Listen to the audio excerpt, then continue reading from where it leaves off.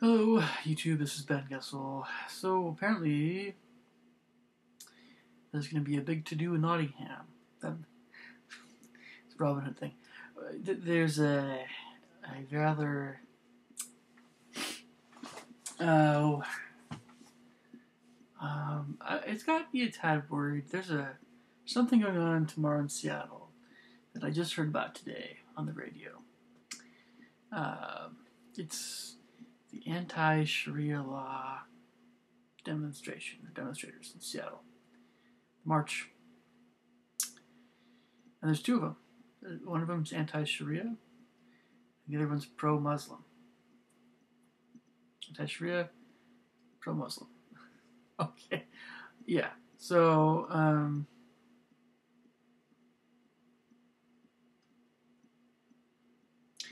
I, like a lot of other people that quickly see the complexity of this and the where this is all going. We'll just try to avoid the whole thing altogether because I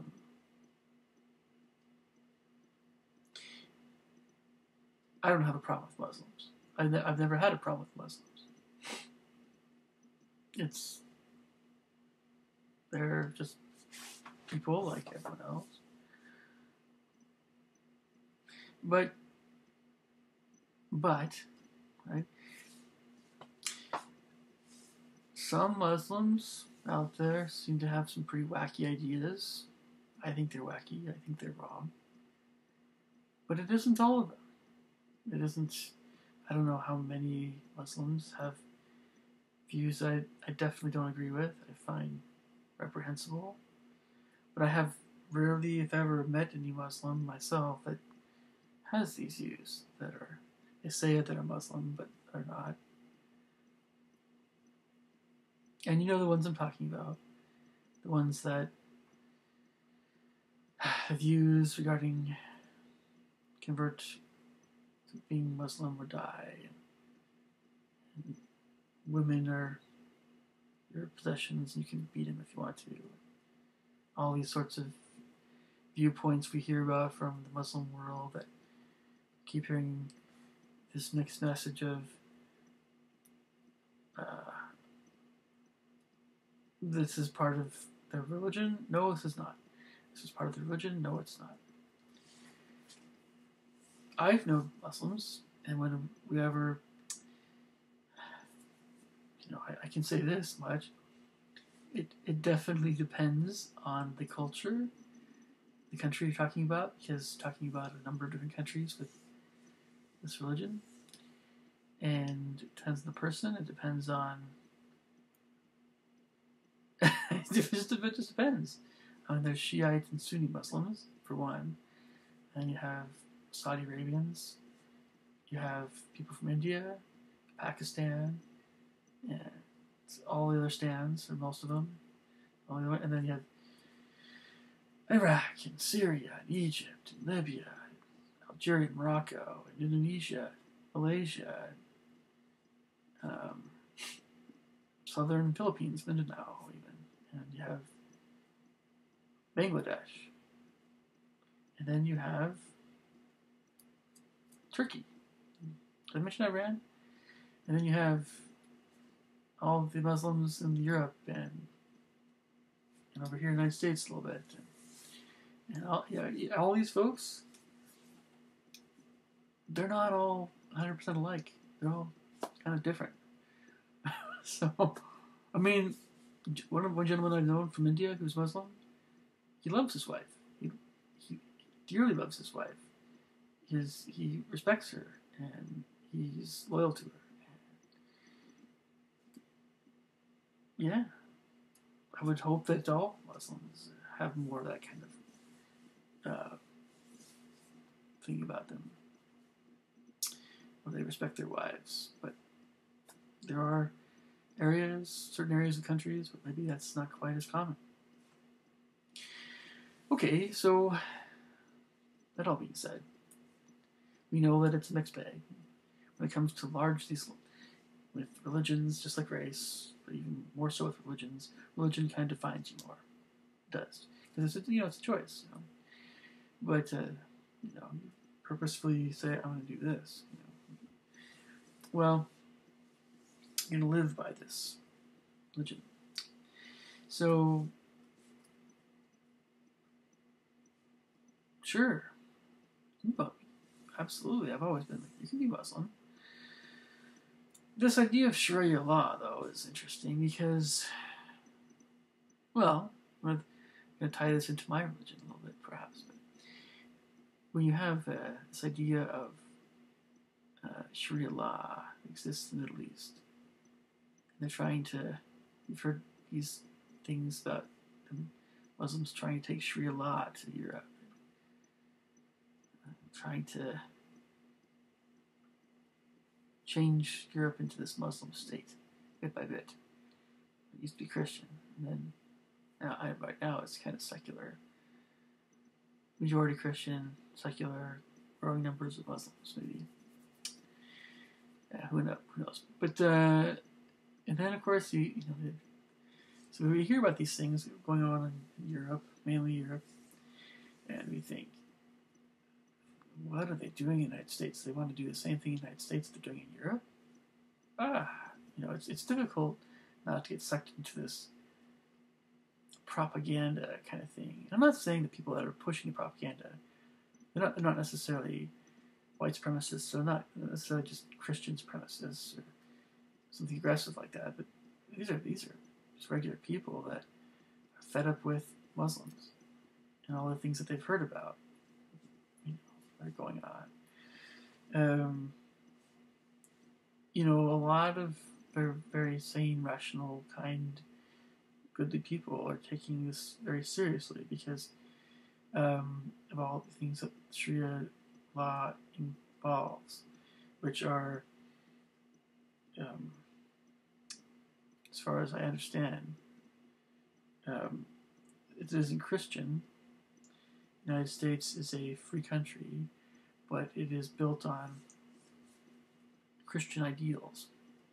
It's a culturally Christian nation, but of course welcomes all religions. But Muslims can't stand the nature of the religion. Really doesn't seem to mix at all well with other religions. And so you have this group that's going to be meeting. They're just going to be saying all these things that I'm talking about right now. It's a fairly good chance that it'll get really heated, perhaps violent, tomorrow in Seattle.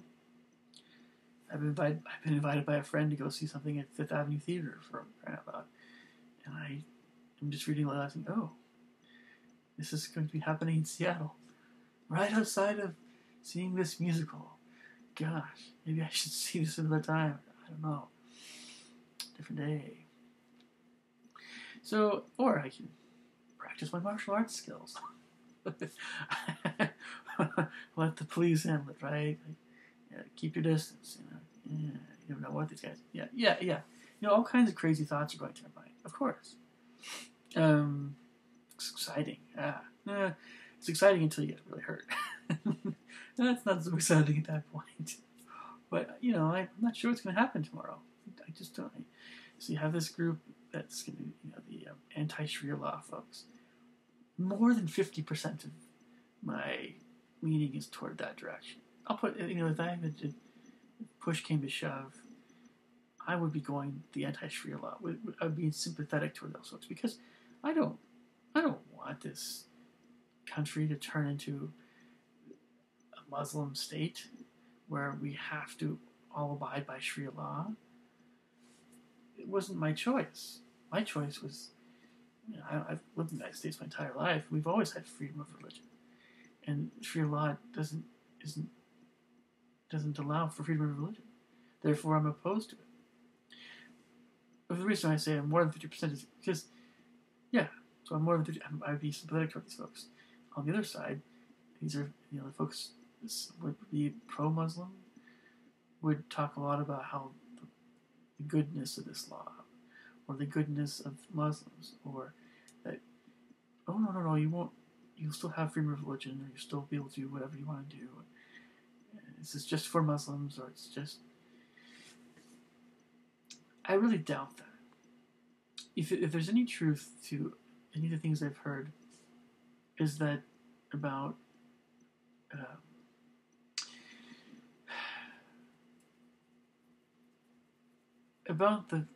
about the religion as a whole, is that it's probably the religion that right now is most linked to insisting on only their religion being the religion in any country. But I'm going to talk about my own religion here for a second. You know, with Mormons, the Church of Jesus Christ of Latter-day Saints, it's true. It's true. We have, we very much have this doctrine that at least in our church and our society, at some point in time, right? It's existed in the past in certain locations in the United States, but in the future, again, there will be a time when the church and the government will be united. But we believe a lot of the same things that Muslims believe. Sometimes the similarities are quite striking. But, and for that matter, the Jews as well. I mean, I don't know. There are certain definite parallels. And, of course, it goes without saying, you know, Christians and stuff. But similarities to Muslims can be very interesting with my church. But we get what they're saying. But it's always a question of how do you go about creating your religious state, and is this a truly good kind of thing, or is this not? Whenever you take away someone's ability to choose, how can that be good? It isn't good. When you deny someone their ability to choose what they want in life, that's never good. You say, oh, we don't want anybody to sin or do anything evil, because that's, when they do that, that's going to hurt them spiritually. It's wrong. But if you take away their choice to do either good or evil, then that actually is wrong, because it's limiting that person's growth as a person. The Muslim world, I think they understand that, but there are too many of them that maybe haven't come to the point where it sinks in deep enough. I don't know. We want to enforce this hijab. I'm not sure. I can't remember all the exact terms. The covering for women. We want to make sure all women are covered, because if any women are not covered and they look like whores, that's a very Middle Eastern concept. That is, for instance, those of us in Europe, Asia, Africa, South America, most everywhere else, we simply don't agree with that. But there are places in the world where people hardly wear anything. You know, when it comes to modesty is a very culturally oriented kind of subject, and related subjects. And so the hijab doesn't always translate well into other countries, as you already can tell. You already know this from Muslims in Europe and things. So I mention this because this is happening tomorrow in Seattle, and I want you all to understand this is happening. And it's, I'm fully expecting everybody, if there was responses to this, it could be any kind of person.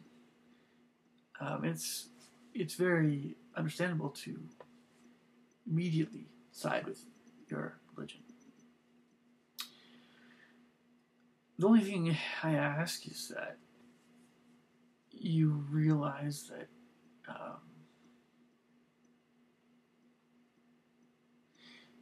you know,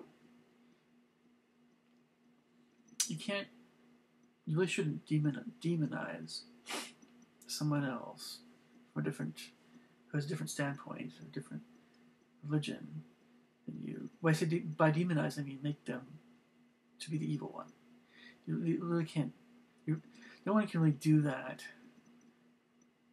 once they've realized more about another person, another religion. But that also being said, it's important to never lose sight of the idea of what is right and what I personally believe that there is a true religion, my own, of course. Otherwise, that's part of the nature of my religion. But that's why I say there are so many things that we have in common with many other religions, because those things that we have in common they're good. But it's the doctrine of my church that is true. The culture of my church is the culture of people all coming together. And so there's some things about people, obviously they're Mormon, that aren't always that great. Well, the doctrine I believe in, the doctrine's true. And of course the Muslims, if they are true Muslims, they give to the poor, they fast in Ramadan, they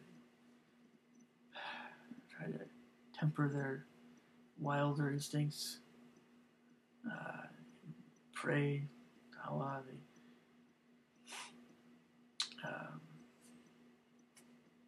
make a pilgrimage to Mecca. I imagine they probably try to live good lives, honorable lives that are worthy of emulation, merit. That they can look people confidently in the eye and say, they're not ashamed of their own character, that kind of thing. So, whatever happens, I just think people, and of course you're always going to have people looking for fights, and that's where the police come in. The police, I know, not always loved, but, well, it's great to have them around. Otherwise we'd all have to know martial arts to the extent that be so skilled in them that we can keep a peaceful demonstration from getting too out of hand. We all have to be kind of police in our own end. Anyway, I'll talk to you guys later.